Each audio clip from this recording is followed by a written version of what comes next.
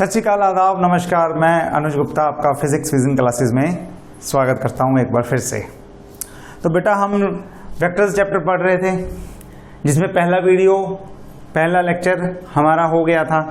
क्या सीखा था हमने उसमें सीखा था कि स्केलर्स क्या होते हैं, definition completely described bye its magnitude only. Vectors के बारे में बात कर ली थी, उनकी एग्जांपल्स देख ली थी, उनकी रिप्रेजेंटेशन देख ली थी, कैसे लिखते हैं, उनकी अलग अलग टाइप्स भी देख ली थी। और उसमें सबसे इंपॉर्टेंट टाइप एक जो मैंने आपको कहा था कि यूनिट वेक्टर को बड़े ही ध्यान से आपने देखना है, ठीक है। जो क्या होता है, जो कि होता है a vector divided by itself bye its magnitude, ठीक है। ये हमने कर लिया था। और रिप्रेजेंटेशन क्या थी, ए कैप। और along X axis, along Y axis, along Z axis कितना कितना यूनिट वेक्टर लेते हैं हम लेते हैं I cap, J cap and K cap, Y के अलोंग, जेड के अलोंग, ठीक है बच्चे, पढ़ लिया था हमने। तो यहां तक तो हो गया, एक वेक्टर को हमें लिखना आ गया। आगे देखते हैं, अगला हमें जो सबसे पहले सीखना है वो है एक वेक्टर को रिजॉल्व करना। रिजॉल्व करना मतलब एक वेक्टर को उसके कंपोनेंट्स में तोड़ना सच दैट एक सिंगल वेक्टर का इफेक्ट वही होगा जो इसके सारे कंपोनेंट्स का मिला के हो। इसे हम बोलते हैं रिजॉल्विंग अ वेक्टर, ठीक है। जैसे मान लो मैंने एक वेक्टर लिया R, जो क्या आउटपुट कर रहा है, जो इनपुट ले रहा है, एक पॉइंट को O से ले रहा है और कहां पे पहुंचा रहा है, लेट्स से P पॉइंट पे पहुंचा रहा है, ठीक। अब अगर इसे मैं 2-3 वेक्टर्स की हेल्प से करूं, लेट अस अज्यूम कोई A वेक्टर है जो यहां तक लेके जा रहा है Q पॉइंट तक, कोई B वेक्टर है जो इसे क्या कर रहा है, किसी और S पॉइंट पे लेके जा रहा है, ठीक है। और ये S पॉइंट से P पॉइंट तक इसे कोई और C वेक्टर लेके जा रहा है। तो A, B और C ने मिलके क्या किया, वही काम किया जो R ने अकेले ने कर दिया। तो हम बोलेंगे R को हमने रिजॉल्व किया है into its components A, B and C, ठीक है। So it's a same single vector which produces the same effect as that of these 3 different vectors. ये 2 वेक्टर्स भी ले सकते हो आप, 10 वेक्टर्स भी ले सकते हो, कोई दिक्कत वाली बात नहीं है, ठीक। तो ये हो गया resolution of a vector, resolving A vector into its components. इसमें जो सबसे इंपॉर्टेंट टाइप है वो यहां से मैं इसे इरेज कर देता हूं और हम इसे 3 कंपोनेंट्स में एक बार के लिए नहीं तोड़ेंगे, या 2 कंपोनेंट्स में हम लेंगे। और कौन से कंपोनेंट्स होंगे, resolve it into rectangular components, ये इंपॉर्टेंट है, तो इसे समझ लो ध्यान से, रेक्टेंगुलर कंपोनेंट्स, ठीक है। चलो, तो कैसे करना है, यही लो R वेक्टर, कौन से पॉइंट्स O और P, इसमें क्या करो, एक तो एक्स एक्सिस ले लो, let's say this is X axis, और एक वाई एक्सिस ले लो, दिस इज वाई एक्सिस, ठीक। अब इसे स्प्लिट करना है, तो take its perpendicular on X axis, ये हो गया। लेट अस अज्यूम ये पॉइंट क्या है, Q है, ये एंगल कितना है, थीटा है, और यहां पे भी इसका परपेंडिकुलर एक वाई एक्सिस पे ले लो।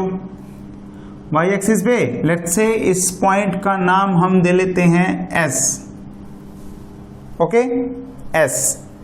तो एक कंपोनेंट उसका हो गया एक्स एक्सिस पे, एक कंपोनेंट हो गया एक्स एक्सिस पे, और एक कंपोनेंट हो गया वाई एक्सिस पे, ठीक है। इस कंपोनेंट को हमने जैसे उसमें लिखा था यूनिट वेक्टर में, इसे हम लिख देते हैं ax और इस कंपोनेंट को लिख देते हैं ay। ठीक है, तो रिजल्टेंट वेक्टर का r वेक्टर का या a वेक्टर भी लिख सकते हैं, जो हम जिसको तोड़ रहे हैं ax लिखा है, तो मैं यहां पे चेंज कर देता हूं बच्चे, ध्यान देना, मैं इसे अब a वेक्टर से लिख रहा हूं।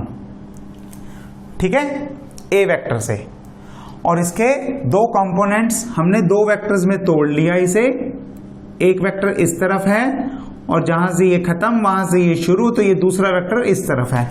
इस वेक्टर के पैरेलल ये vector equal vector, same magnitude और सेम डायरेक्शन, y एक्सिस के अलोंग है, y एक्सिस के अलोंग है, जितना मैग्नीट्यूड है उतना ही मैग्नीट्यूड है।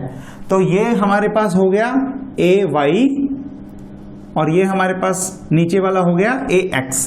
तो मैं इसे लिख सकता हूं कि a vector can be written as sum of ax vector plus ay vector. हाँ कि नहीं, बोलो। ठीक है, ओके। तो ax को मैं क्या लिखूंगा, इसकी डायरेक्शन क्या है, अलोंग x एक्सिस, तो हम इसे लिख सकते हैं ax i cap plus ay j cap. तो ये जो दो कंपोनेंट्स में हमने तोड़ा है, these two components are perpendicular to each other, right, along x axis and along y axis, these two are perpendicular to each other। तो इनको हम बोलते हैं रेक्टेंगुलर कंपोनेंट्स, रेक्टेंगुलर कंपोनेंट्स। ठीक है, ओके, चलिए तो वैल्यू निकाल लेते हैं। देखो यहीं से देख लो, इन ट्राइंगल OQP, ये वाला राइट एंगल ट्राइंगल, ये राइट एंगल है ना, ये वाला राइट एंगल ट्राइंगल है, इसके सामने वाली साइड को क्या देंगे हम नाम, ये हाइपोटेन्यूज है। ठीक है, और ये बेस है, बेस ये क्यों है, क्योंकि थीटा एंगल इसके साथ बन रहा है, तो ये बेस हो गया और ये परपेंडिकुलर हो गया। तो हमारे पास base upon h, b upon h, this is b, this is h, तो b अपॉन h क्या होता है, cos थीटा।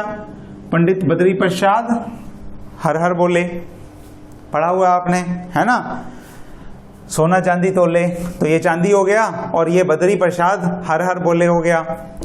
और अगर आप इसकी वैल्यू लिखें तो OQ की वैल्यू कितनी है, OQ का मैग्नीट्यूड कितना है, AX अपॉन टोटल मैग्नीट्यूड कितना है रिजल्टेंट का, R का A मैग्नीट्यूड है, दिस इज cos थीटा, तो AX कितना आ गया हमारे पास, AX आ गया A cos थीटा,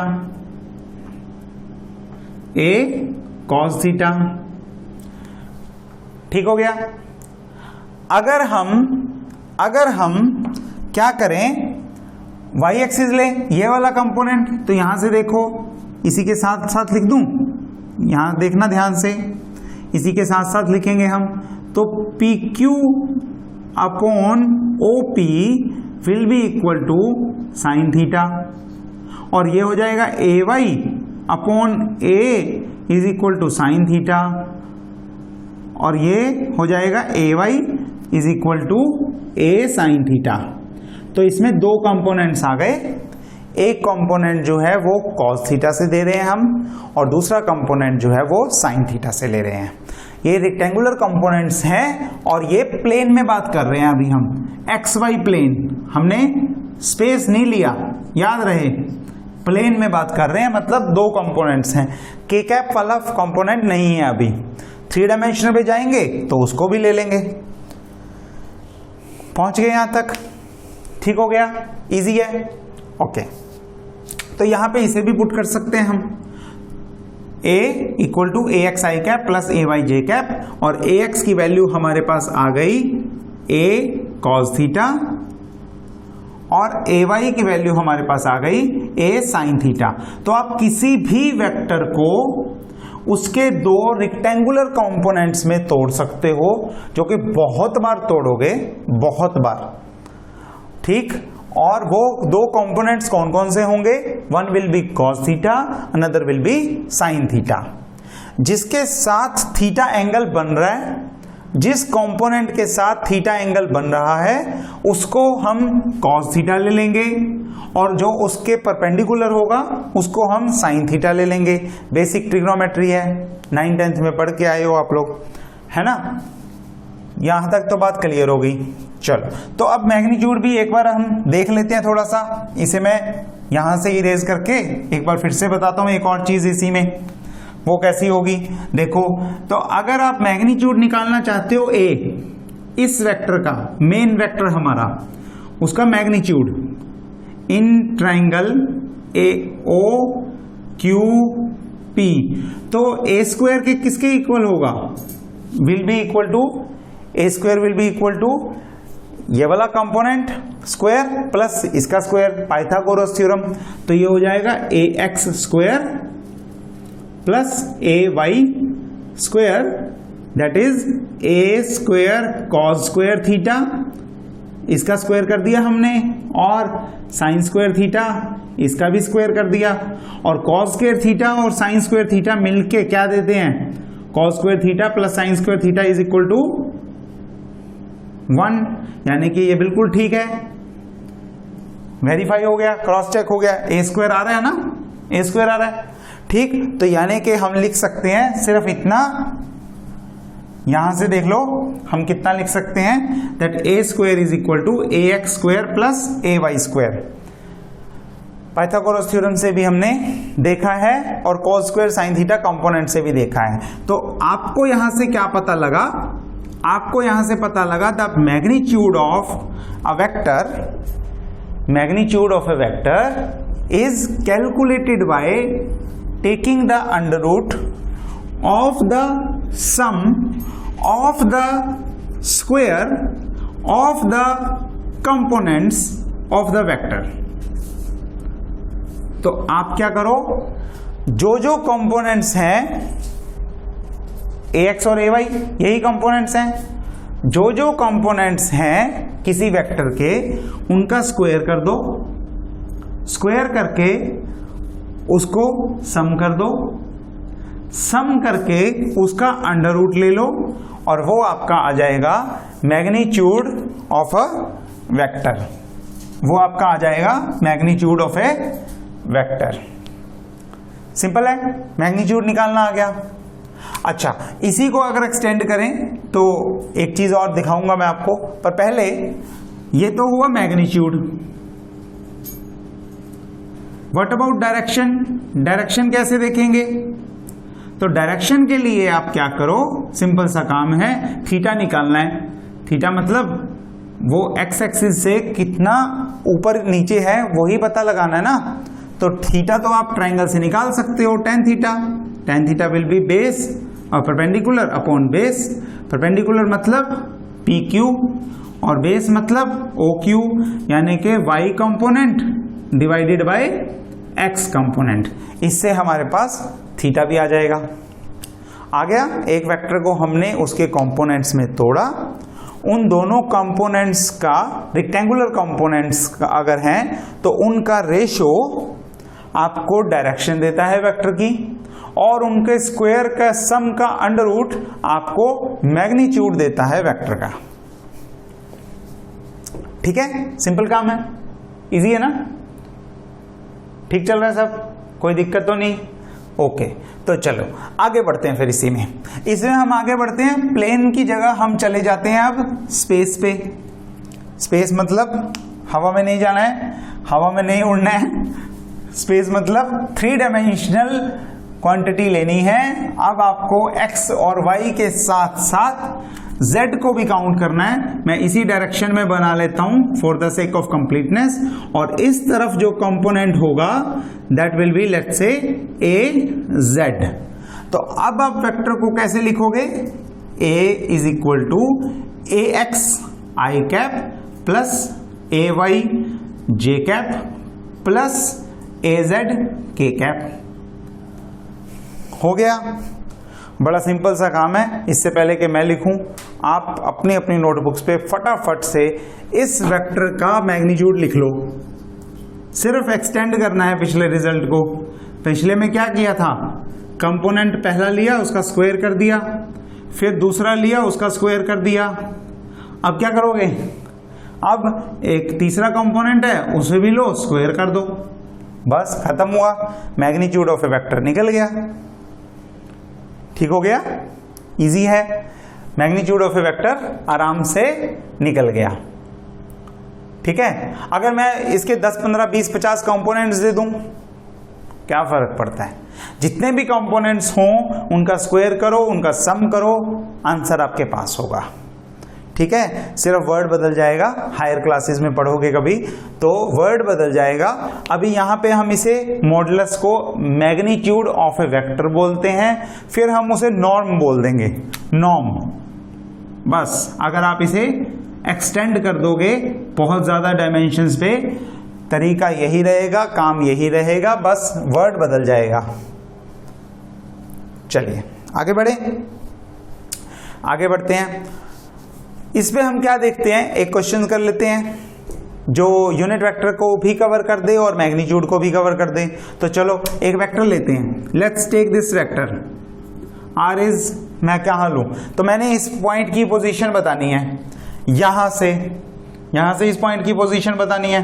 तो कैसे होगी, लेट अस अज्यूम कि वो पॉइंट यहां पे है, ओरिजिन यहां पे है, ओरिजिन यहीं पे ले लो, चाहे आप यहां से ले लो। तो ये आगे कितना आ रहा है, लेट्स से 5 आगे आ रहा है। ठीक है, उसके बाद 2 नीचे जा रहा है और लेफ्ट राइट भी हो रहा है, 2 लेफ्ट में भी मान लो। तो एक नंबर जो है वो अलोंग एक्स एक्सिस हो गया आगे पीछे का। उसके बाद लेफ्ट राइट का मान लो वो 2 लेफ्ट में आ रहा है, उसे हम नेगेटिव ले रहे हैं, राइट में जाता तो पॉजिटिव ले लेते हैं। और ऐसे ही 2 कदम वो नीचे आ रहा है, लेट अस अज्यूम अगर नीचे आ रहा तो हम इसे माइनस ले लेते हैं। तो मैंने कोई general vector r position vector ले लिया, 5i - 2j - 2k, कुछ भी ले सकते थे, मैंने ये नंबर ले लिए। ठीक, 5 कदम आगे, 2 कदम लेफ्ट को, 2 कदम नीचे, यहां पे पोजीशन पे कोई पार्टिकल खड़ा है। हमें क्या निकालना है, हमें निकालना है यूनिट वेक्टर आर कैप। बड़ा आसान है, देखो कैसे होगा। आर कैप कैसे निकलेगा, आर वेक्टर को उसी के मैग्नीट्यूड से डिवाइड कर दो, ऐसे ही निकलेगा। और यूनिट वेक्टर, किसी भी वेक्टर का मैग्नीट्यूड कैसे निकालते हो, अभी हमने सीखा, अंडर रूट लेना है किसका, उसके पहले कंपोनेंट का स्क्वायर करना है। पहला कंपोनेंट मतलब 5 स्क्वायर, उसमें ऐड करो किस चीज को, दूसरे कंपोनेंट के स्क्वायर को, यानी कि -2 का स्क्वायर। ये ध्यान रहे, गलती करते हैं बहुत बच्चे, माइनस का स्क्वायर करने की जगह प्लस का स्क्वायर करके 2 का स्क्वायर करके यहां पे माइनस लगा देते हैं, ऐसा नहीं करना है। और थर्ड कंपोनेंट में भी ऐसे ही होगा। हो गया, तो सम कर दो, कितना हुआ, 29 + 4 + 4 दैट इज 37। तो यहां पे आप डिवाइड करोगे तो आर कैप हो जाएगा 1/√37 स्क्वायर रूट ऑफ 37, और ब्रैकेट के अंदर वही सब जो पहले लिखा है। तो ये वही कहानी है, इसमें कुछ नया नहीं है, यूनिट वेक्टर निकल गया। बताओ क्या दिक्कत है, कोई मुश्किल वाली बात नहीं है। तो हमें वेक्टर के रेक्टेंगुलर कंपोनेंट्स निकालने आ गए, उन रेक्टेंगुलर कंपोनेंट्स को यूज करके मैग्नीट्यूड निकालना आ गया, और उन मैग्नीट्यूड को यूज करके हमें किसी भी वेक्टर का यूनिट वेक्टर निकालना आ गया, मतलब उसकी डायरेक्शन निकालनी आ गई। यूनिट वेक्टर क्या देता है, उसी वेक्टर की डायरेक्शन। ठीक है, इस तरह से हो गया। ओके, तो एक एग्जांपल और करते हैं और फिर ये वाला टॉपिक, ये वाला काम हो जाएगा। तो हमें अब मेन चीज करनी है कि अगर किसी वेक्टर को रिजॉल्व करना है, जो कि आप करने वाले हो, आगे तक, बहुत आगे तक, बहुत कामों में आप इसी चीज को यूज करोगे कि ये जो वेक्टर है इसे इसके 2 कंपोनेंट्स में तोड़ना। आप जनरली रेक्टेंगुलर कंपोनेंट्स में ही तोड़ेंगे हम। ठीक है, तो इस पे एक एग्जांपल करते हैं, बड़ी कॉमन और अच्छी एग्जांपल है रेक्टेंगुलर कंपोनेंट्स में तोड़ने पे। और वो एग्जाम्पल है ये कि वो पूछा जाता है कि किसी चीज को, किसी लॉन रोलर को, मैं पर्टिकुलरली चीज का नाम बता रहा हूं, लॉन रोलर को पुश करना आसान है या पुल करना आसान है। ऑफ कोर्स ये डिपेंड करता है कि चीज कैसी है, किस तरह से पुश किया जा रहा है या किस तरह से पुल किया जा रहा है, लेकिन एक जनरल क्वेश्चन जो है उसकी एग्जांपल लेके हम समझते हैं कि आपको कौन से फैक्टर्स देखने हैं और किस तरह से वो चीज इफेक्ट करती है। ठीक है, तो देखो ये लॉन रोलर बना लो, ये लो मैंने इस तरह का बना लिया जिसका सेंटर ये है, इस पे आगे एक रोड जा रही होती है, हैंडल इसका, जिसे पकड़ के आप या तो पुश करते हो, पुश करना मतलब धक्का मारना। गेट के बाहर अक्सर आपने पढ़ा होगा कि किसी गेट के बाहर लिखा होता है पुश और पुल, तो पुश का मतलब आपने उसे धक्का मार के खोलना है, पुल का मतलब उसे आपने अपनी तरफ खींच के खोलना है। तो धक्का मारना है तो यानी कि आपने उसे दूसरी तरफ भेजना है, अपने से दूर, ऐसे फोर्स लगा दी मान लो आपने। उसका वेट कहां पे है, W वेट, वो तो नीचे ही एक्ट करेगा। ओके, और दूसरी तरफ अगर आप इसी लॉन रोलर को इस हैंडल से पकड़ के अपनी तरफ पुश करो तो आप फोर्स कहां लगाओगे, अपनी तरफ, है ना। तो ऐसे खींच के उसे अपनी तरफ लेके आना है या दूर भेजना है, धक्का मारना है या खींचना है, ये क्वेश्चन है। आसान कौन सा है, वेट तो इसका W ही रहेगा, वेट में तो कोई दिक्कत है ही नहीं। ठीक, फोर्स देखना है किस डायरेक्शन में लगाएं, क्वेश्चन बस इतना ही है। पुश और पुल को भी छोड़ दो, फोर्स किस डायरेक्शन में लगाएं कि हमें आसान हो जाए वो काम करना। तो देखो कंपोनेंट्स में रिजॉल्व कर दो, कौन कौन से दो कंपोनेंट लोगे, एक ले लो परपेंडिकुलर, इसका नीचे रहेगा वाई एक्सिस वाला कंपोनेंट, और एक ले लो हॉरिजॉन्टल, वो P यहां पे रहेगा, जिस डायरेक्शन में आप लॉन रोलर को भेजना चाहते हो।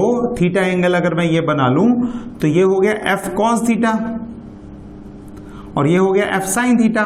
बताया था आपको जिस तरफ थीटा हो उस तरफ cos थीटा वाला कंपोनेंट और उसके परपेंडिकुलर वाला sin थीटा कंपोनेंट। इसमें देखोगे तो ये देखो, ये आगे को यहां भेज रहा है, वो कंपोनेंट हम ले लेते हैं cos थीटा, और ये कंपोनेंट जो है ये हो गया F sin थीटा ऊपर वाला।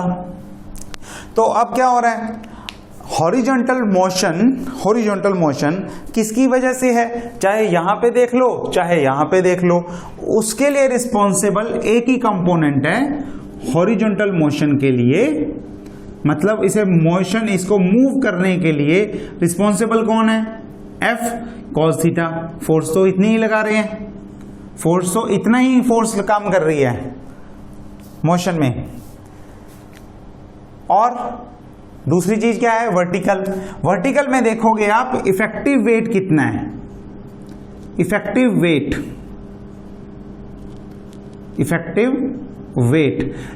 वेट होगा, आप देखो वेट जो है वो तो W ही है, लेकिन इसमें नीचे को एक और फोर्स लग रही है, नीचे को, वो कौन सी है, प्लस F sin थीटा। किसमें, पुश वाले केस में, पुश वाले केस में।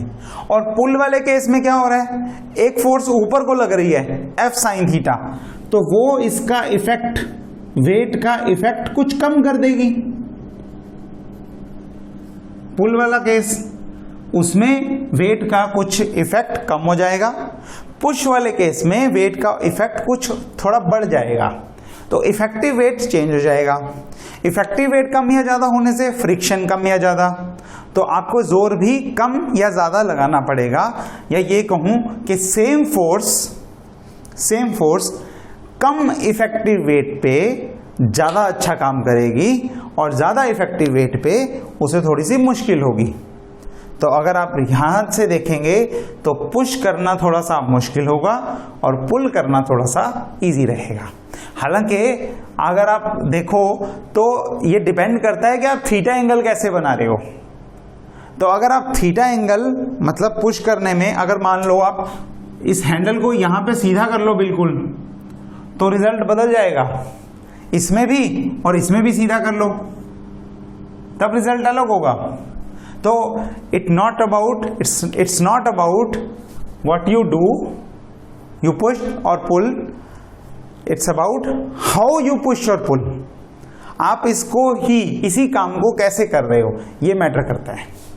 ठीक है, तो उसी फोर्स में आप उस काम को आसान भी कर सकते हो और मुश्किल भी कर सकते हो, जस्ट अपनी टेक्निक चेंज करके। ठीक, तो इस तरह से हम ये जो रेजोल्यूशन ऑफ ए वेक्टर है, रिजॉल्विंग ए वेक्टर इनटू इट्स कंपोनेंट है, इसको यूज करते हैं। यूज करके अपने जो भी एप्लीकेशंस हैं उनमें अलग अलग तरीके से आंसर देखते हैं। बहुत सारे क्वेश्चंस करने वाले हो आप, बहुत सारे। ये सिर्फ एक एग्जांपल है।